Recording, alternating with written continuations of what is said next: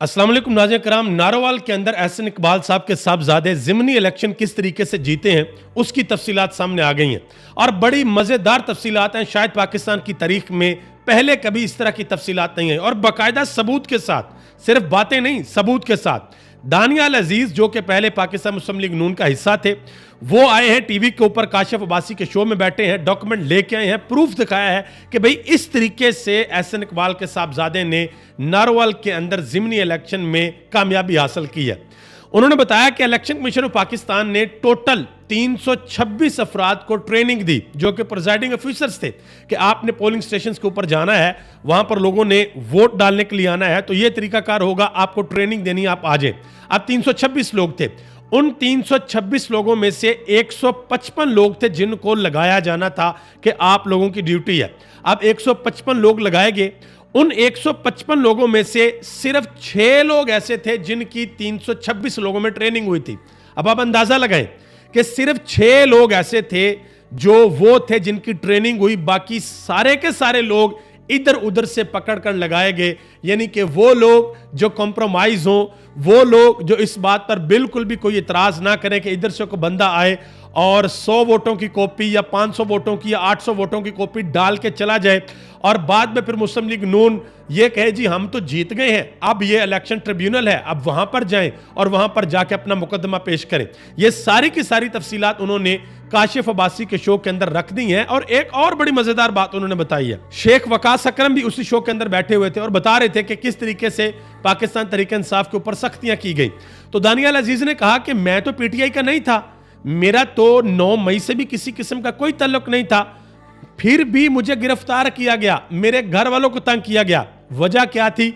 वजह यह थी कि मेरा मौकफ पाकिस्तान मुस्लिम लीग नून के साथ नहीं मिल रहा था, मैं जो बात कर रहा था वो नून लीग को फायदा नहीं पहुंचा रही थी, इस वजह से मुझे गिरफ्तार किया गया और मेरे घर वालों को भी तंग किया गया। उन्होंने एहसन इकबाल के बेटे की जो कारकर्दगी है, जो कामयाबी है, वो टीवी के ऊपर आकर बता दी है कि भाई किस तरीके से ये कामयाबी हासिल हुई है। एक और वीडियो है, वो भी मैं आपकी नजर करता हूं, ये वीडियो आप जरा देखें। बीन सलीम साहबा एक खातून एंकर है, वो ये कह रही थी टीवी के ऊपर कि पंजाब के अंदर मरियम नवाज का फैक्टर नजर आया है, इस वजह से पंजाब में नून लीग को सीटें मिली हैं। तो मोहतरमा मरियम नवाज साहबा के फैक्टर का तो पता नहीं, लेकिन ये फैक्टर जरूर था। यह वीडियो आपके सामने आप देख सकते हैं कि किस तरीके से ठप्पे लगे हैं और किस तरीके से लोगों को जितवाया गया है। शेख वकास अकरम ने उसी शो के अंदर बड़ी अहम बात की, उन्होंने कहा कि ये तो ज़िमनी इलेक्शन है ना, इसमें तो सब कुछ नजर आ गया, लेकिन जो 8 फरवरी को इलेक्शन हुआ था तब 2 इलेक्शन हुए थे। एक इलेक्शन शाम 5 बजे से पहले हुआ था, सुबह 8 से 5 बजे तक, उन्होंने कहा कि वो इलेक्शन हम जीत गए थे। फिर एक इलेक्शन उसके बाद हुआ और उस इलेक्शन के अंदर हमें हरवा दिया गया। और ये जो ज़िमनी इलेक्शन हुए हैं, उन्होंने कहा कि एक हल्के के अंदर 7,500 पुलिस वाले तैनात थे। उन्होंने कहा कि हमारे पास सबूतों की बोरियां हैं, बोरियां हमारे पास सबूतों की कि किस तरीके से इस ज़िमनी इलेक्शन के अंदर धांधली की गई है।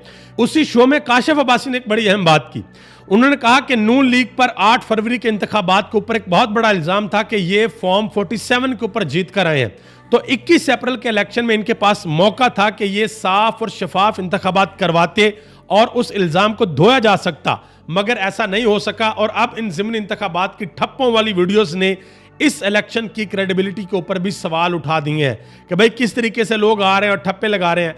और मुस्लिम लीग नून के अपने लोग जैसे मोहम्मद जुबैर साहब, वो हैरान है।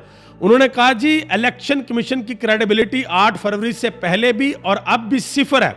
2022 से लेकर अब तक तहरीक इंसाफ तसलसल से जीती आ रही है, सालों बाद अचानक ऐसा क्या हुआ कि वोटर को 1 माह के अंदर अंदर नून लीग की कारकर्दगी नजर आने लगी और सारे का सारा वोट जो है वो पाकिस्तान मुस्लिम लीग नून को डल गया। इसी तरह हबीब अकरम ने एक बड़ी अहम बात की, उन्होंने कहा कि मुझे समझ नहीं आ रही कि ज़िमनी इलेक्शन करवाने की क्या जरूरत थी, हमारा इलेक्शन कमीशन आरओज़ को कहता कि बैठकर फॉर्म 47 बनाओ या फिर बाकियों के कागजात ही मुस्तरद कर देते। हमने पाकिस्तान की तारीख का बदतरीन इलेक्शन तो हजम कर दिया, क्या अब इलेक्शन कमीशन को नोबेल प्राइज दिया जाएगा? ये उन्होंने सवाल पूछा। आप भी बताएं कि क्या इलेक्शन कमीशन ऑफ पाकिस्तान को नोबेल प्राइज देना चाहिए या नहीं देना चाहिए। आखिर में जी अदनान हैदर एक टीवी शो होस्ट करते हैं, पॉलिटिकल शो है, उन्होंने एक जगह पर बैठकर एक बड़ी अहम बात की है। उन्होंने कहा कि इस वक्त पाकिस्तान के अंदर अगर किसी बंदे का सियासी कद है ना, तो उसका नाम सिर्फ इमरान खान है।